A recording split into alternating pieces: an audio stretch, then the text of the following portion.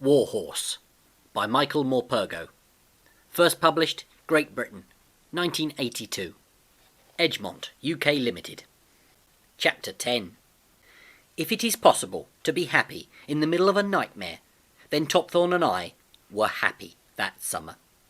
Every day we had to make the same hazardous journeys up to the front line, which, in spite of almost continuous offensives and counter-offensives, moved only a matter of a few hundred yards in either direction. Hauling our ambulance cart of dying and wounded back from the trenches, we became a familiar sight along the pitted track. More than once we were cheered by marching soldiers as they passed us. Once, after we had plodded on, too tired to be fearful, through a devastating barrage that straddled the road in front of us and behind us, one of the soldiers, with his tunic covered in blood and mud, came and stood by my head, and threw his good arm around my neck, and kissed me. "Thank you, my friend," he said. "I never thought they would get us out of that hellhole. I found this yesterday, and thought about keeping it for myself, but I know where it belongs." And he reached up and hung a muddied ribbon around my neck. There was an iron cross dangling on it. "You'll have to share it with your friend," he said. "They tell me you're both English. I bet you are first English in the war to win an Iron Cross, and the last, I shouldn't wonder." The waiting wounded outside the hospital tent clapped and cheered us to the echo, bringing doctors, nurses and patients running out of the tent to see what there could be to clap about in the midst of all this misery. They hung our Iron Cross on a nail outside our stable door, and on the rare, quiet days when the shelling stopped and we were not needed to make the journey up to the front, a few of the walking wounded would wander down from the hospital to the farmyard to visit us. I was puzzled by this adulation, but I loved it, thrusting my head over the high stable door whenever I heard them coming into the yard. Side by side, Topthorn and I would stand at the door to receive our unlimited ration of compliments and adoration. And, of course, this was sometimes accompanied by a welcome gift of perhaps a lump of sugar or an apple. But it was the evenings of that summer that stay so strong in my memory. Often it would not be until dusk that we would clatter into the yard, and there, always waiting by the stable door, would be the little girl and her grandfather, who had come to us that very first evening. The orderlies simply handed us over to their charge.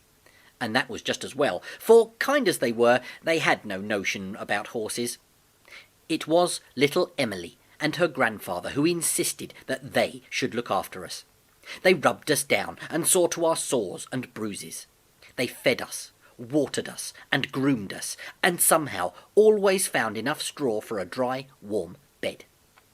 Emily made each of us a fringe to tie over our eyes to keep the flies from bothering us. In the warm summer evenings she would lead us out to graze in the meadow below the farmhouse, and stayed with us watching us grazing until her grandfather called us in again. She was a tiny, frail creature, but led us about the farm with complete confidence, chatting all the while about what she had been doing all the day, and about how brave we were, and how proud she was of us.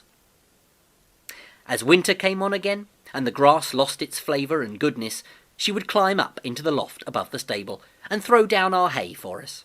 And she would lie down on the loft floor, looking at us through the trapdoor while we pulled the hay from the rack and ate it. Then, with her grandfather busying himself about us, she would prattle on merrily about how when she was older and stronger, and when the soldiers had all gone home and the war was over, she would ride us herself through the woods, one at a time, she said, and how we would never want for anything, if only we would stay with her forever. Topthorn and I were by now seasoned campaigners, and it may well have been that drove us on out through the roar of the shell fire back towards the trenches each morning. But there was more to it than that. For us it was the hope that we would be back that evening in our stable, and that little Emily would be there to comfort and to love us. We had that to look forward to and to long for. Any horse has an instinctive fondness for children, as they speak more softly, and their size precludes any threat. But Emily was a special child for us, for she spent every minute she could with us, and lavished us with her affection. She would be up late every evening with us, rubbing us down and seeing to our feet, and be up again at dawn to see us fed properly before the orderlies led us away and hitched us up to the ambulance cart. She would climb the wall by the pond and stand there waving, and although I could never turn around, I knew she would stay there until the road took us out of sight. And then she would be there when we came back in the evening, clasping her hands in excitement as she watched us being unhitched. But one evening, at the onset of winter, she was not there to greet us as usual. We had been worked even harder that day, for the first snows of winter had blocked the road up to the trenches to all but the horse-drawn vehicles, and we had to make twice the number of trips to bring in the wounded. Exhausted, hungry, and thirsty, we were led into our stable by Emily's grandfather, who said not a word, but saw to us quickly before hurrying back across the yard to the house. Topthorn and I spent that evening by the stable door, watching the gentle fall of snow and the flickering light in the farmhouse. We knew something was wrong. Eventually, the old man came back to tell us. He came late at night, his feet crumping the snow. He had made up the buckets of hot mash we had come to expect, and he sat down on the straw beneath the lantern and watched us eat. "She prays for you," he said, nodding slowly. "Do you know, every night before she goes to bed, she prays for you? I have heard her. She prays for her dead father and her dead mother.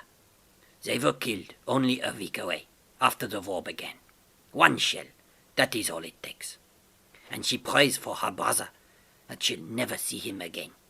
Just 17, and he doesn't even have a grave. It's as if he had never lived, except in our minds. And then she prays for me, and for the war to pass by the farm and leave us alone. At last of all, she prays for you too. She prays for two things. First, that you both survive the war and live into ripe old age. And secondly, if you do, she dearly wants to be there with you. She's barely 13, my Emily, and now she's lying up there in her room, and I don't know if she'll live to see the morning. The German doctor from the hospital tells me that it's pneumonia.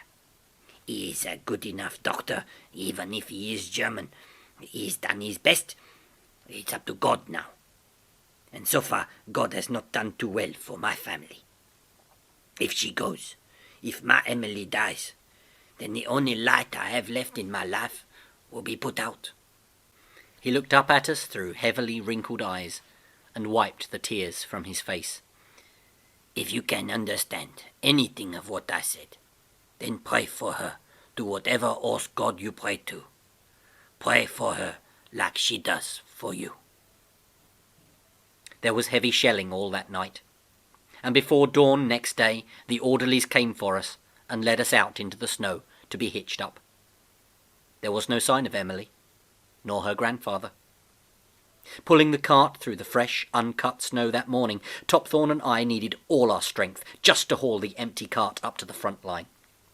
The snow disguised perfectly the ruts and shell holes, so that we found ourselves straining to extricate ourselves from the piled-up snow and the sinking mud beneath it. We made it to the front line, but only with the help of the two orderlies, who jumped out whenever we were in difficulties and turned the wheels over by hand, until we were free again and the cart could gather momentum through the snow once more. The field dressing station behind the front line was crowded with wounded, and we had to bring back a heavier load than we had ever done before. But, fortunately, the way back was mostly downhill.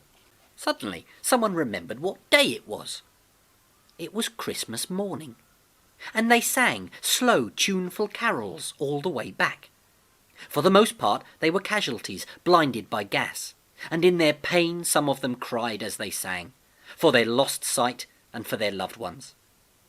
We made so many journeys that day, and stopped only when the hospital could take no more. It was already a starry night by the time we reached the farm.